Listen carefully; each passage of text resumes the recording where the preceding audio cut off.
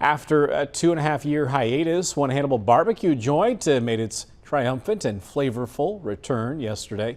Wayne Barbecue soft launched its new location on North 3rd Street. Fans quickly took notice. The lunch hour line ran out the door and into the parking lot.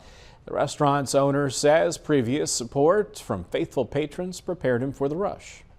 Kind of start slow, kind of work our way, into dinner hours. But we really did anticipate, quite a bit of a crowd. We've had a lot of support from, Hannibal and the surrounding areas, so we were expecting big things.